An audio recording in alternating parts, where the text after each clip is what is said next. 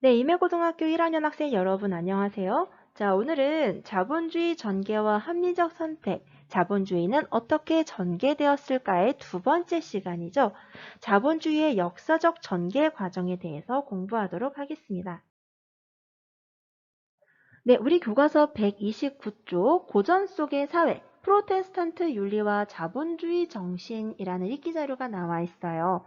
자, 독일의 사회학자였던 베버가 프로테스탄트 윤리와 자본주의 정신이라는 책에서 이 루터와 칼뱅과 같은 종교 개혁자들의 교리가 자본주의 발전의 원동력이 되었다라고 주장을 했어요.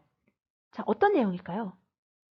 그 이전에 중세 사회는 어떤 사회였죠? 중세는 종교가 거의 생활의 일부와 같았던 사회였어요. 그렇죠?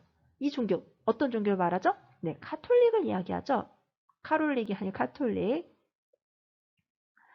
자, 그래서 사람들이 이제 구원을 받기 위해서는 신부가 죄를 사해주고 또 이렇게 종교에 열심히 종교 활동을 해야지 구원을 얻을 수 있다. 이렇게 얘기를 했었는데 이 루터와 칼뱅은 생각이 달랐어요. 현실을 적극적으로 살아가되 절제하고 금욕을 해라 라는 걸 굉장히 중요하게 생각했어요. 다시 말하면 내가 나의 일을 열심히 하는 것, 즉 직업 정신을 강조. 내가 내 직업에 대해서 열심히 일을 하고 세속적인 의무를 수행하는 것이 바로 신에게서 부여받은 사명이기 때문에 내가 내 직업에서 일을 열심히 하는 것이 바로 구원을 얻을 수 있는 방법이다 라고 생각을 한 거죠. 또한 칼뱅도 어떻게 얘기했어요?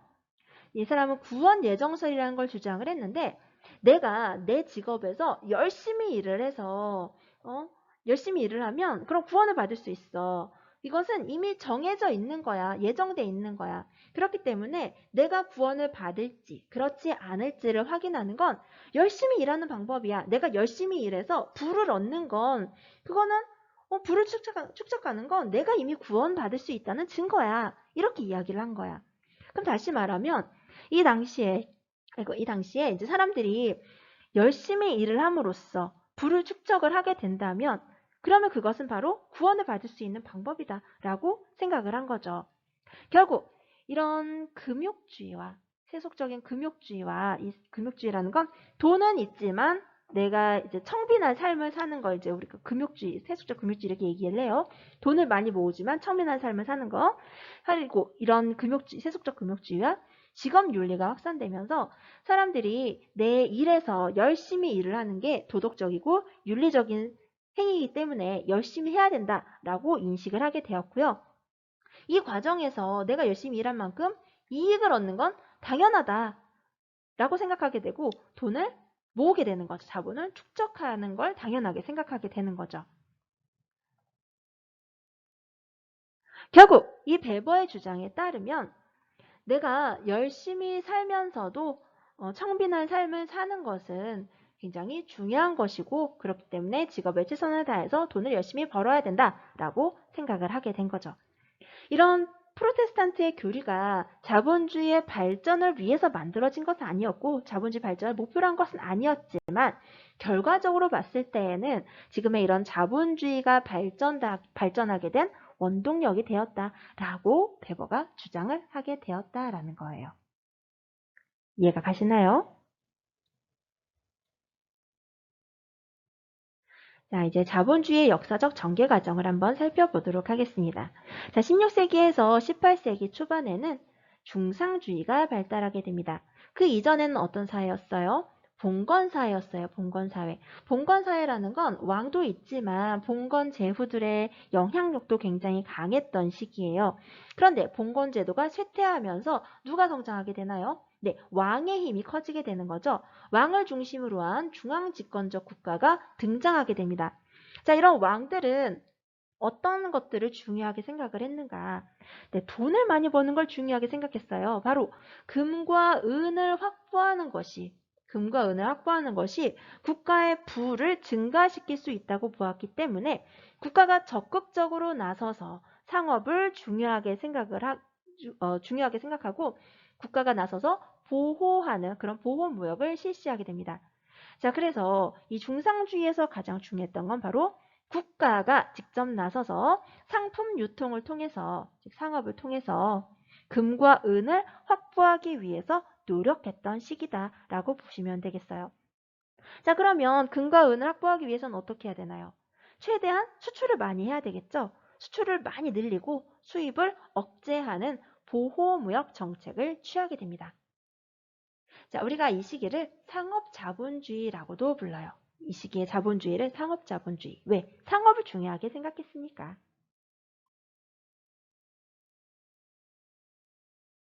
자, 이렇게 자본주의가 발달하게 되는 과정에 어떤 일이 벌어졌나요? 네, 바로 산업혁명이 일어났었어요. 자, 18세기 중엽에 산업혁명이 일어났었죠. 자, 산업혁명이 발생하면서 경제 생산 능력이 급격하게 증가하게 됩니다. 자, 결국은 유통이 중요한 게 아니라 돈을 가지고 있는 자본가가 생산활동을 활발하게 해서 열심히 돈을 많이 벌어요. 이윤 추구에 집중하게 되면은 어때요? 돈을 많이 벌게 되고 그러면 저절로 자기의 부가 쌓아지게 되는 거죠. 이런 산업을 중심으로 한 자본주의가 발달을 하게 되는데요. 이걸 우리가 이제 산업자본주의 이렇게 얘기를 하죠. 자, 이 시기에는 자유롭게 경제활동을 하는 걸 중요하게 생각합니다. 왜? 국가가 나서서 개인들의 자유활동을 제한하는 것보다는 개개인, 돈을 가지고 있는 개개인이 열심히 일을 해서 또는 뭐 회사를 굴려서 또는 사는 물품을 만들어서 열심히 판매를 하게 되면은 그러면 경제가 발전해 나갈 수 있다라고 생각을 한 거죠. 자, 당시의 대표적인 학자는 바로 애덤 스미스였어요. 애덤 스미스. 자, 애덤 스미스가 거의 이런 경제학과 관련된 이론을 엄청나게 많이 만들었대요. 네, 그래서 뭐 경제학의 뭐 90% 이상은 애덤 스미스에게서 나왔다. 뭐 이런 얘기도 있다고 하네요. 자, 어찌됐던가. 자, 국가의 부가 개인들의 경제활동을 통해서 증가한다라고 이야기를 하고 있죠. 자, 그래서 이 자유방임주의 시대에서는 개인의 자유, 개인의 사익 추구를 중요하게 생각하고 정부의 역할은 어떻게 해야 된다고 생각했나요? 네, 정부의 역할은 네, 축소해야 된다, 축소시켜야 된다라고 생각을 하고 있었다라는 거예요. 이게 바로 자유방임주의, 18세기 중반 산업혁명 이후부터 1920년대까지 나왔던 개념입니다. 네, 우리 교과서 130페이지 날개에 나와 있는 그림이에요. 자, 애덤 스미스에 대해서 나와 있네요. 우리가 저녁을 먹을 수 있는 것은 고기, 술, 빵 등의 판매자가 친절하기 때문에 또는 자비롭기 때문에 그게 아니다라는 거예요. 그들이 이기심 때문이다. 즉 다시 말하면 돈을 벌고 싶어서 열심히 일을 한 거죠. 물건을 만들어서 팔아야 돈이 들어오니까 그 결국은 내가 고기도 먹을 수 있고 술도 먹을 수 있고 빵도 먹을 수가 있게 되었다라는 거예요. 결국 다시 말하면 시장은 보이지 않는 손이 작용을 하고 있기 때문에 개인이 자신의 이익을 추구하는 과정에서 효율적인 자원 배분이 이루어질 수가 있고 결국 국가의 부도 증가할 수 있다라고 주장을 한 거죠. 이해가 가시나요? 그래서 애덤 스미스의 책 이름이 바로 국가의 부유함과 관련된 이론이다라는 거예요. 자, 그런데 자본주의가 점차 고도화되게 되면서 문제가 나타나게 됩니다. 자, 소수의 거대한 독점 기업이 시장 내에서 지배적인 위치를 차지하게 되고요. 물건을 독점 또는 과점하게 되는 거죠. 독과점. 자, 그렇게 되면 어떻게 되나요? 물건을 그냥 막 만들어내는 거야. 물건값도 막 마음대로 올릴 수 있겠죠? 자, 과잉 생산이 이루어지게 됩니다. 그냥 마구 찍어내요, 물건을. 하지만 실제 물건을 살 수 있는 사람들, 즉 유효 수요는 부족하게 돼요. 결국 이로 인해서 대공황이 발생하게 되게 되는 거죠. 자, 대공황이 무엇인지 조금 더 자세히 살펴보겠습니다. 자, 우리 교과서 130페이지 아래쪽에 보면은 알아볼까요? 에서 대공황과 자본주의 변화에 대해서 나와 있어요.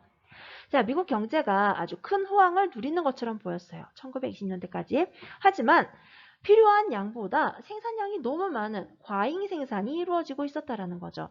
결국 이러던 중에 뉴욕 월가에서 주가가 폭락하게 되면서 거품이 빵 터지게 된 거죠. 결국 경제 대공황이 시작되게 됩니다.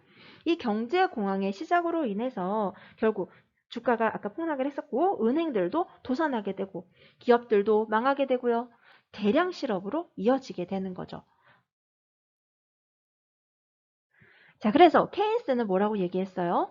이 대공황이 일어난 이유가 생산물을 구매할 수 있는, 실제로 구매하는 구매력을 가지고 있는 유효 수요가 부족하기 때문이다 라고 진단을 하고, 그렇다면 어떻게 해야 돼? 유효 수요를 증가시켜야 되겠죠? 사람들이 돈을 벌 수 있도록 해줘야 돼. 그러면 사람들의 일자리를 누가 만들어? 망한 기업, 도산한 기업이 만들어?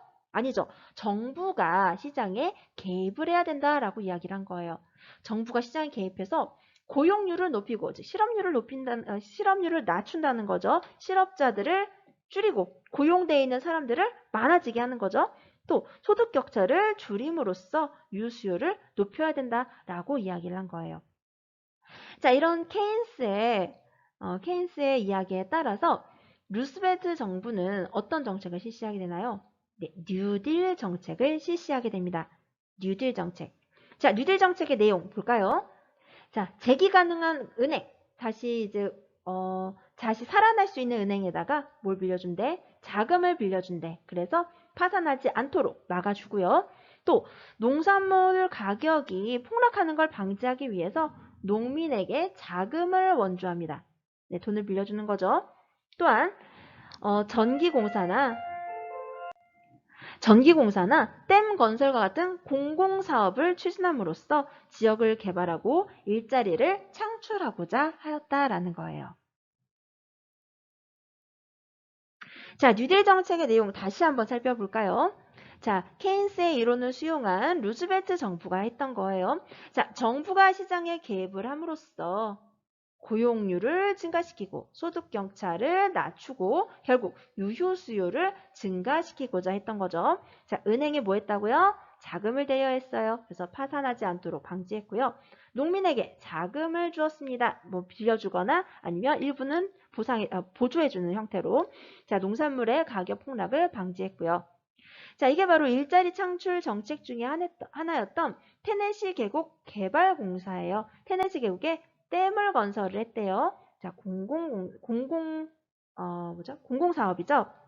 이런 대규모의 토목공사를 통해서 실업자들을 고용을 하게 되는 거죠. 자, 그리고 실업보험과 최저임금제를 실시하는 이런 사회복지를 도모하기도 했습니다. 자, 이렇게 정부가 나서서 사회에 나타난 이런 독과점 문제, 독점 자본주의에서 의해 나타난 대공황 문제를 해결하는 과정에서 나타난 자본주의를 우리가 수정 자본주의라고 부릅니다. 자, 1930년대에서 1970년대에 나타난 거고요. 자, 산업혁명 이후에 여러 가지 사회 문제가 발생하고 미국에서 대공황이 발생하고 또 이로 인해서 기업이 도산하고 실업이 급증하면서 기존의 자본주의가 문제가 있구나라는 걸 깨닫게 되고 어떻게 변화시킬 수 있을까에 대해서 고민을 많이 하게 된 거죠. 자, 그래서 어떻게 했어요? 누가 나서서? 네, 정부가 나서게 됩니다. 자, 정부가 나서서 경기 조절 정책이나 복지 정책 등을 통해서 시장에 일정 부분 개입을 해야 된다라는 게 바로 이 수정 자본주의의 주요 내용이라고 볼 수가 있겠어요. 자, 그래서 정부 지출을 확대함으로써 실업자들을 좀 고용을 하는 그런 형태라고 보시면 되겠네요.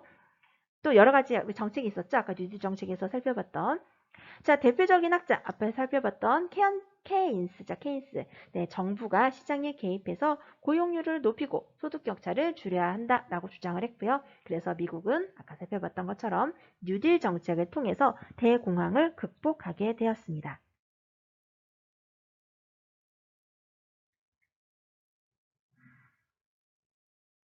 이 수정 자본주의를 보다 보면은 우리 앞에서 배웠던 계획 경제 체제와 시장 경제 체제가 조금 섞여서 나타난다라는 느낌을 받으시나요? 네, 그래서 우리가 이 수정 자본주의를 우리가 혼합 경제 체제 이렇게도 이야기를 해요. 혼합 경제 체제. 네, 혼합 경제 체제가 나타났다라는 거죠. 혼합 경제 체제. 네, 그런데 1990년대에 석유 파동이 일어나게 됩니다. 이 석유 파동이 무엇인지 조금 더 자세히 살펴볼게요. 자, 석유 파동은 국제 석유 가격이 급격하게 상승하게 되면서 세계적으로 혼란이 일어났던 것을 이야기하는데요. 제1차 석유 파동, 제2차 석유 파동 두 차례에 걸쳐서 일어나게 됩니다. 자, 1973년에 중동 전쟁이 시작이 됐어요. 자, 아랍권과 이스라엘 간의 분쟁이 벌어지게 됐어요. 자, 이스라엘 여러분 알고 계시죠? 유대인들이 자신들의 나라를 건설하기 위해서 이제 약속된 땅 맞나요? 약속된 땅으로 가는 과정에서 이 아랍과 이스라엘 간의 분쟁이 일어나게 되고 이것은 석유 전쟁으로 비화되게 됩니다. 결국 석유 생산국 기구 오펙은 여기 OPEC 오펙이라고 있는 거예요. 이 석유 생산국 기구 오펙은 원유의 감산과 가격의 인상을 선언하게 됩니다. 자, 이거 결과 석유가 무기화가 되는 거죠. 지하 자원을 이제 무기처럼 사용을 하는 거예요. 그래서 결국 3개월 만에 유가가 기름값이 4배나 인상이 되게 됩니다. 결국 물가가 상승하게 되고 경기가 침체되게 된 거죠. 또한 제2차 석유 파동 1978년도에 일어났네요. 이란이 국내 정치적, 경제적 혼란을 이유로 원유 생산을 대폭 감축하고 수출을 중단하게 됩니다. 또 이 결과 굉장히 물가가 상승하게 돼요. 자, 여러분 우리가 석유 하면은 그냥 단순하게 자동차 연료, 그냥 비행기 연료 이렇게만 생각을 하는데 석유가 사용되는 곳이 굉장히 많죠. 여러분 옷 만들 때에도 섬유를 만들 때에도 석유에서 추출한 물질로 만들게 되는 거죠. 또 의약품도 그렇고요. 아스팔트도 그렇고요. 굉장히 많은 다양한 분야에서 석유가 사용이 되고 있어요. 그런데 이런 석유 가격이 급격하게 상승하게 되면서 물가도 당연히 급격하게 상승하게 되는 거죠. 하지만 반대로 경제는 침체되게 됩니다. 우리가 이런 현상을 무엇이라고 이야기를 하냐면 스태그플레이션이라고 이야기를 해요. 경제 불황이 나타나면 보통 물가가 하락해야 되는데 물가도 상승하고 경제도 나쁜 거야. 그치? 그래서 이런 경기 침체와 인플레이션 합해서 스태그플레이션 이렇게 부르는 거예요. 자, 기존 물가와 실업에 대한 이론으로는 이런 스태그플레이션을 설명하기가 굉장히 어려운 그런 상황이었죠. 경제 성장과 물가 안정 어느 쪽도 하기가 어려운 거예요. 경제 성장을 하기 위해서 돈을 쓰고 확장 정책을 실시하자니 물가가 너무 급격하게 올라가게 되고 물가를 안정시키기 위해서 긴축 정책, 좀 정부에서 돈을 덜 쓰는 거예요. 그렇게 하려고 했더니 실업자가 증가하는 거. 이런 경우는 도대체 어떻게 해야 하는가? 네, 아주 고민이 많았겠죠. 자, 결국 이런 석유 파동을 계기로 정부가 시장을 조절하기는 어렵겠구나라고 사람들이 인식을 하게 됩니다. 정부의 지나친 개입이 오히려 시장의 효율적 작동을 방해할 수도 있겠구나라고 생각을 하는 거예요. 사실 정부도 우리가 같은 이런 불완전한 개인들이 모인 집단이죠. 그렇기 때문에 정부가 가진 지식, 정보가 완전하지는 않아요. 이런 정부의 불완전한 지식이나 정보 또는 정치적인 제약 조건도 많을 수 있어요. 그렇죠? 우리는 그냥 나의 이익만 위해서 움직이면 되는데 정부는 여러 가지 고려해야 될 게 많죠. 뭐 국제 관계라든지 아니면 사회 안에서의 여러 가지들 고려해야 될 게 너무 많아. 제약 조건이 많아요. 또 규제를 하는 과정에서 당장 발등에 떨어진 불을 끄기 위해서 이런 근시안적인 규제를 할 수도 있고요. 또 이런 관료 집단의 어떤 이기주의라든지 부정부패 문제 이런 것들이 나타날 수도 있어요. 그렇죠? 그래서 이런 정부의 역할을 강조했던 수정 자본주의에 대한 회의론이 대두되게 되고요. 정부의 역할을 축소시키고 시장의 자유를 강조해야 되겠다라는 인식이 나타나기 시작합니다. 이게 바로 1970년대부터 나타난 신자유주의예요. 이 신자유주의의 특징은 세계화를 확대시키고 또 자유무역을 확대시키고자 합니다. 정부 규제를 완화시키고 철폐시키고자 하고요.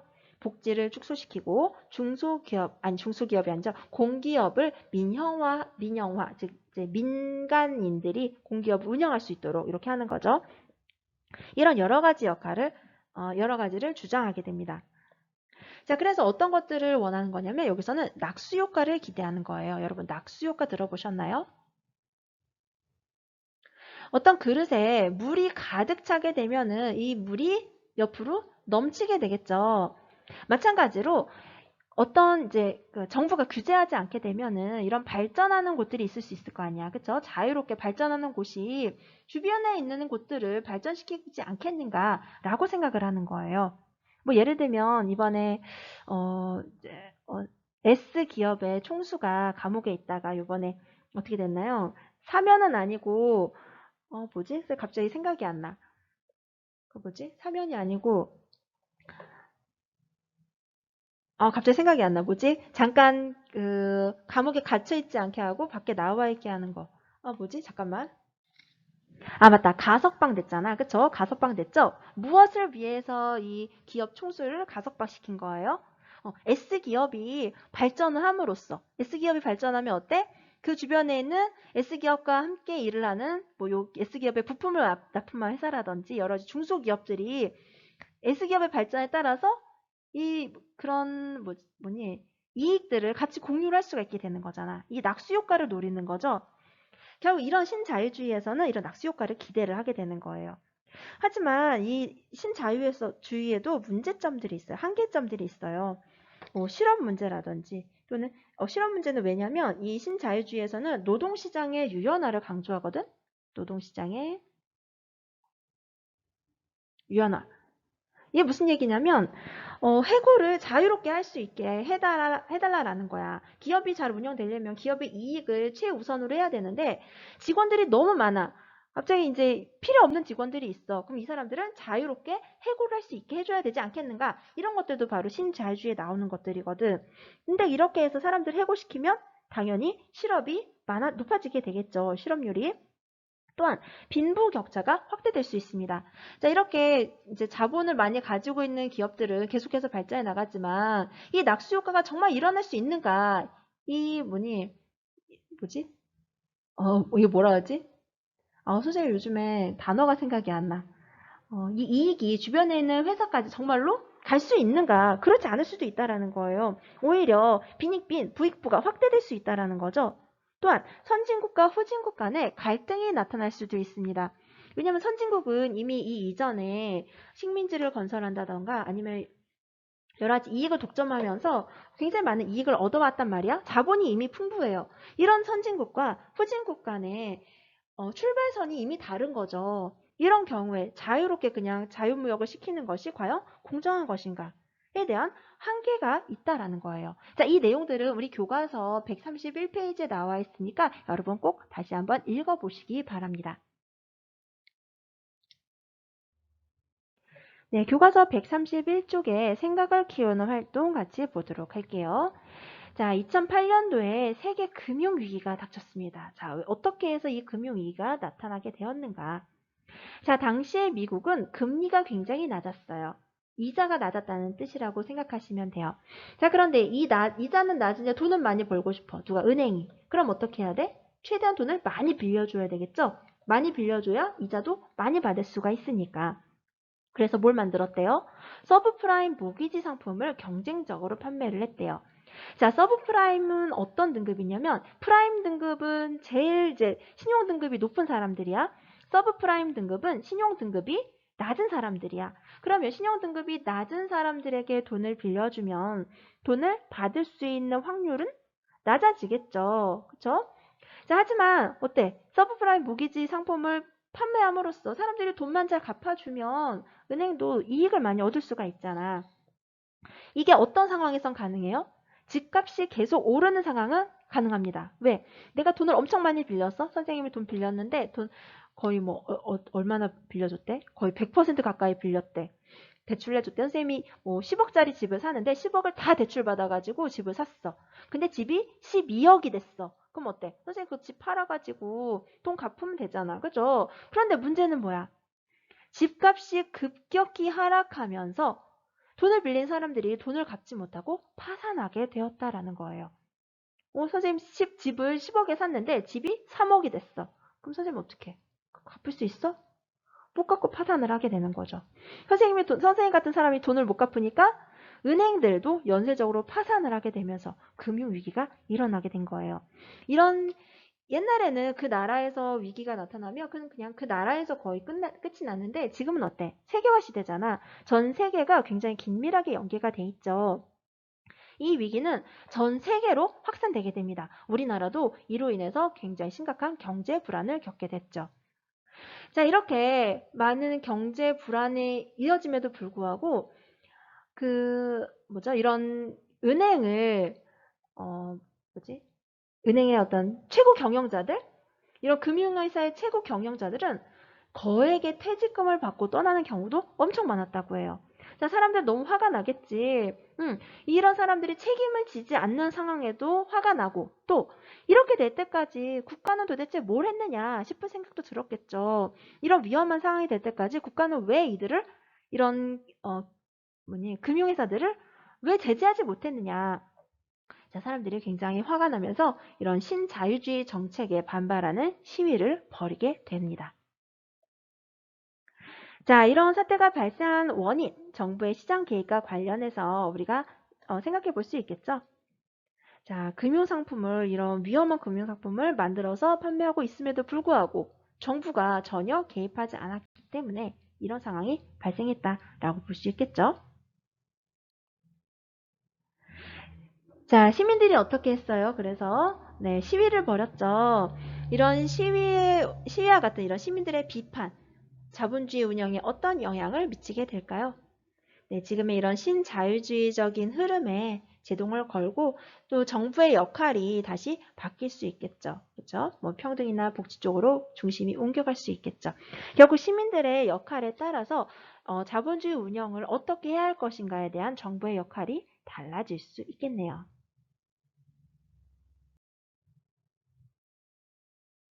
자, 결국 이런 자본주의의 발전에 따라서 정부의 역할 또한 축소되기도 하고 확대되기도 했던 그 과정을 우리가 역사 속에서 살펴보았어요. 그렇죠? 자, 자유방임주의 정부는 어땠나요? 네, 작은 정부였어요. 보이지 않는 손이 알아서 시장을 잘 이끌어 나가고 효율적으로 하니까 정부 아무것도 하지 마. 이게 바로 자유방임주의, 작은 정부였어요. 자, 하지만 수정자본주의는 어땠어요? 당시 어떤 상황이었죠? 네, 독점 자본주의와 대공황이 발생하게 되면서 안 된다. 정부가 시장에 개입을 해서 여러 가지 공공사업이나 아니면 뭐 여러 가지 뭐 은행이 파산을 방지할 수 있는 이런 역할들을 전개해야 된다. 또 복지정책도 수행을 해야 된다라는 게 바로 수정자본주의였어요. 그렇죠? 이때는 큰 정부를 지향하게 됩니다. 자, 하지만 신자유주의는 어땠어요? 네, 석유 파동을 겪으면서 정부 네가 할 수 있는 게 뭐냐? 네가 오히려 효율성을 떨어뜨린다 하면서 정부 역할이 축소되게 되었었죠.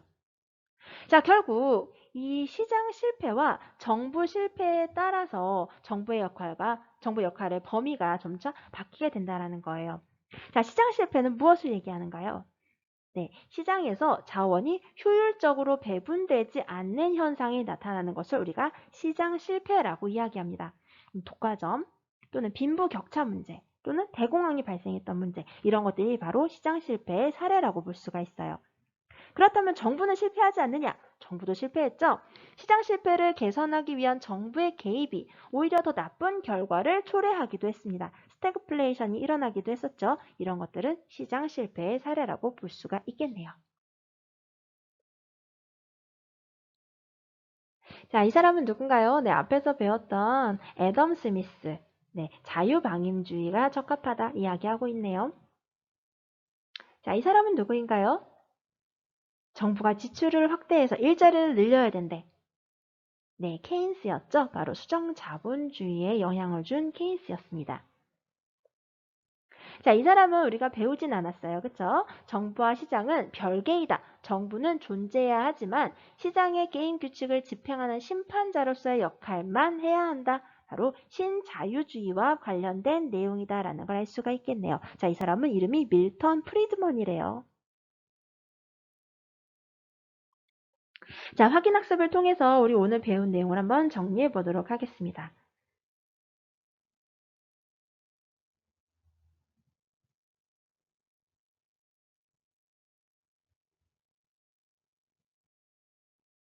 네, 이렇게 해서 우리 시장 경제와 금융, 자본주의는 어떻게 전개되었을까에 대해서 오늘 공부를 마쳤고요. 자, 다음 시간에는 합리적 선택의 의미와 한계에 대해서 공부하도록 하겠습니다. 여러분 수고하셨어요.